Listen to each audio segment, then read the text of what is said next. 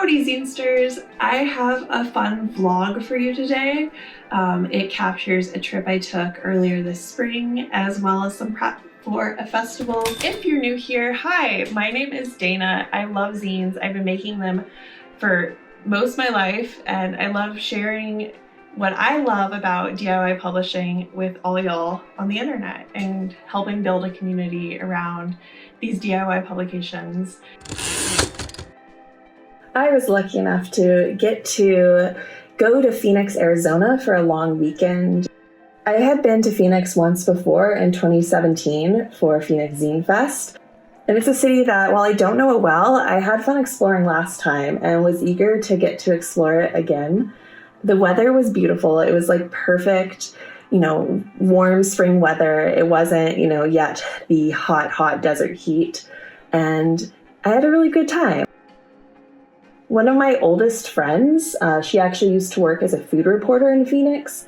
And so I asked her for recommendations of places where we should, grab a bite. And because of that, I ate so well that weekend, so many delicious things. We also checked out some great museums. We went to the Art Museum, as well as the Herd Museum, which is an incredible museum showcasing Indigenous arts and culture. Highly recommend. It was probably one of the highlights of the trip for me.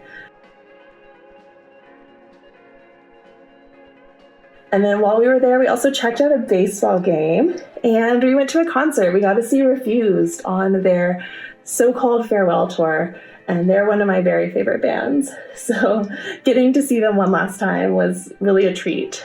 But all that being said, I am sure you're wondering what any of this has to do with zines, which very fair enough. I will tell you. Phoenix is the home of Wasted Ink Zine Distro, which is one of only a handful of zine-specific shops in all of the United States. And I had been there once before at their old location when I visited in 2017 for their Zine Fest. And I was so excited to have a chance to get to go back. They've actually just opened a brand new location, which is what you see on screen. And getting to check out their zine reading room and their zine library, it just was so wonderful. They even had a copy of one of my old zines, Pokey, from, way back. So it was fun seeing an old friend there amongst the other zines. I got to check out an issue of Not My Small Diary that I hadn't gotten to read yet, so that was really cool. And, of course, I picked up some zines. So, without further ado, here's a big ol' haul of the cool zines that I picked up while I was in Phoenix. One of the things I knew I wanted to pick up from Wasted Ink was one of their t-shirts. I love having a collection of zine-themed shirts that give Zine Fests and distros the same sort of level of fandom that bands get with band shirts. So I love showing my, Zinester pride, wearing it on my sleeve, literally. So I picked up this awesome orange Wasted Ink shirt that has an octopus making a zine with all 8 of their arms. And I love it. It is so cute. I love the octopus's tiny smiling face. I cannot wait to wear this out and about. I haven't actually worn it yet because I wanted it to be nice and, fresh for the video. So I'm really glad that I can finally wear it out. I picked up a healthy stack of these free trans people have always exist and will always exist stickers that I could use to sticker bomb up here around KC. It really breaks my heart to see how, everything from state governments to federal governments here in the United States, how they're treating trans folks. It's fucked up. As the bottom of the sticker said, their joy is sacred and eternal. And to have, government folks to use them as a scapegoat and to foster hatred against people who are just trying to live their lives, it's so messed up. And I'm really grateful that the folks at WISD, I picked up 2, and then they encouraged me to take more so I could really, spread this message around Kansas City.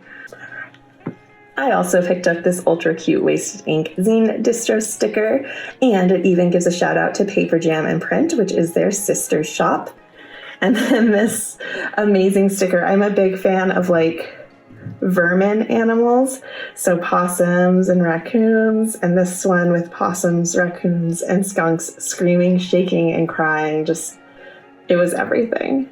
I picked up the last one, so sorry to anyone who wanted this sticker, because unless there's been a restock, I got the last one. All right, and now zines.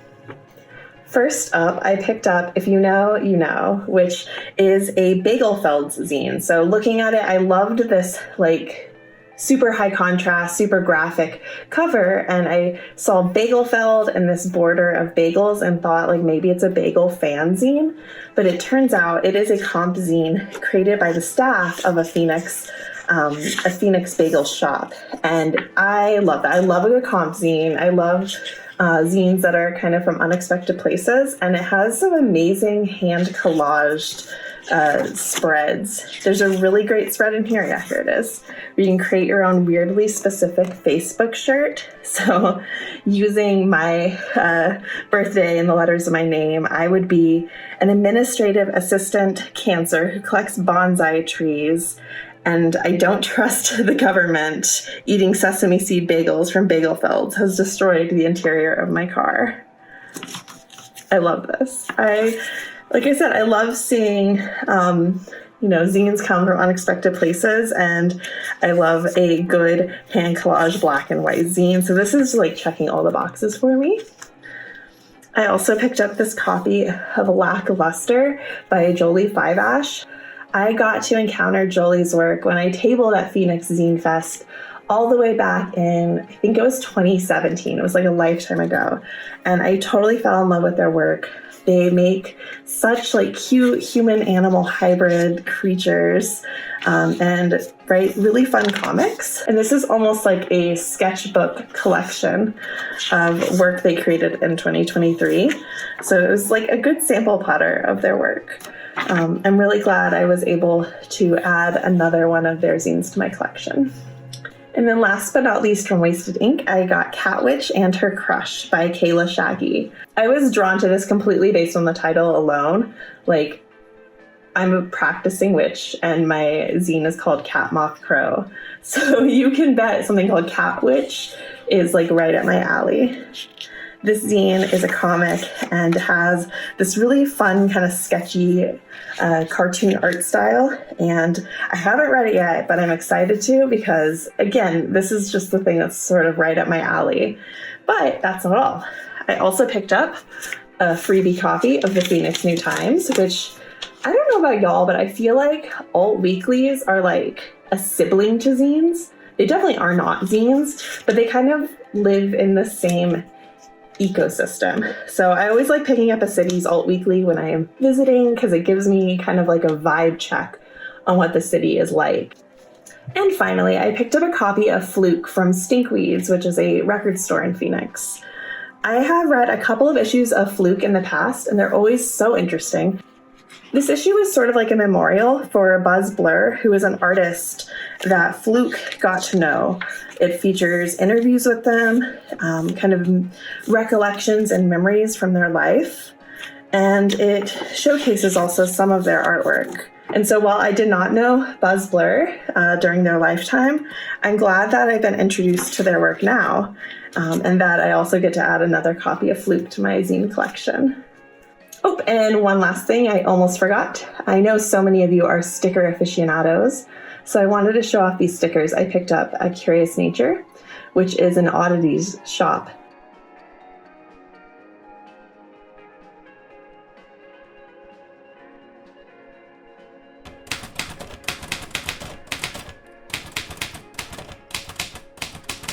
One of my favorite holidays to celebrate is May Day on May 1st. It is a celebration of spring, rebirth, and renewal, and it's also a celebration of workers' rights, of creating a better world. And so when I saw that Kansas City Mutual Aid, which is a wonderful organization here in Kansas City doing, you guessed it, mutual aid work, when I saw that they were hosting a mutual aid festival on May Day weekend and that they would be having an artist fair portion, I knew that I wanted to table with my zines, and I was overjoyed when I was accepted to table. But as all zinesters know, if you're going to be tabling at a zine fest or an artist market, you've got to bring a lot of zines. So I thought I would take you along as I prepared for the fest, and that meant folding and cutting and folding a whole lot of mini zines. Some of the zines I would be bringing with me are Zines as Activism, which features a brief kind of introduction to the history of zines being used for activist causes. And then on the inside fold-out, there's actually a worksheet that directs you through the process of creating your own activist mini-zine. Fake Names for Cute Creatures, which is a silly Sanrio fanzine I completed recently. Thoughts for the New Year, which features my New Year's resolutions. And Ritual and Tradition, which talks about some everyday rituals that are meaningful to my life.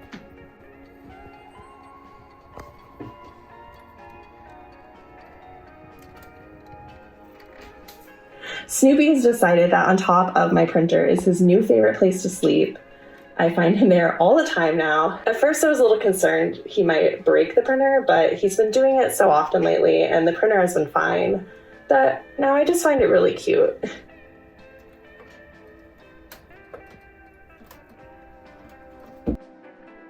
I thought I'd also take you along as I checked my P.O. box.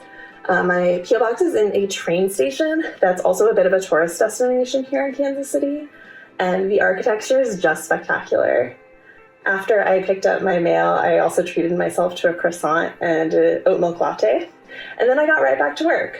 In addition to zines, I was going to be bringing some baubles, which are these hand-embroidered and hand-sewn keychains and necklaces that I make. The vibe I'm trying to cultivate with these is like a magpie, a punk rock magpie, stole a bunch of shiny charms and patchworked them together into this like fairy punk patch. And here is kind of a quick and dirty setup of how my table will look. I use this metal typewriter box to hold my zines, and it is magnetic, which is great because I can use magnet letters as, I almost said a header. It's on a website, but a sign to show people, what I'm selling. I've got zines, and then I keep my mini zines in this little plastic divider box that came for free with a desk riser I got. I don't need it for the desk riser, but it is great for mini zines. I also have a bunch of free flyers. They show off my website and this YouTube channel. And I also have a flyer that has zine inspiration. It showcases Roll for Zine and also has a list of zine topics that people can try and take a hand at. You get to choose a zine topic based on your birth month, which I think is a lot of fun. I also have some mystery zine, 5 mini zine bags. So you get 5 mystery minis.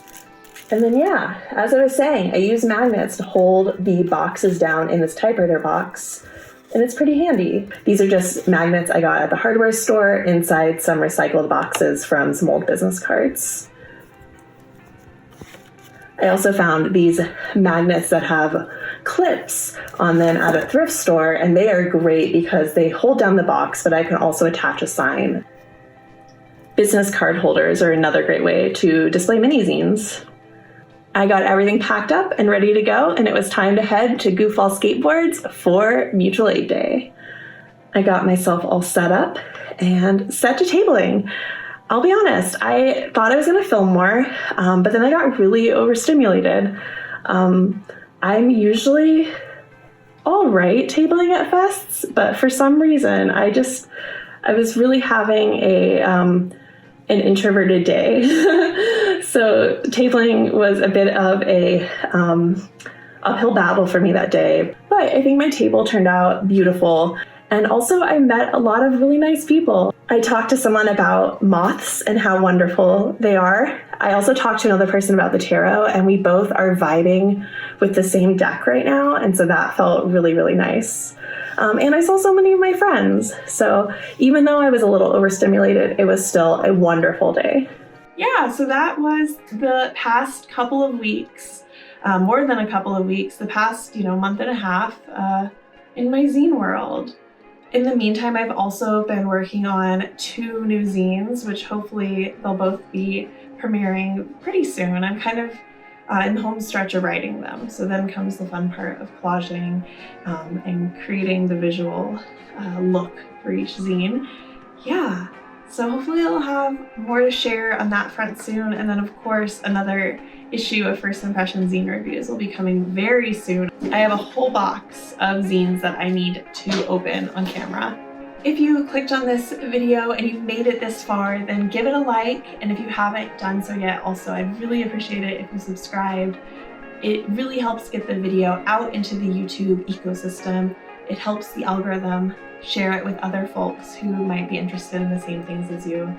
So yeah, thanks for being here. Take care, Zinesters, and I'll see you later. Bye.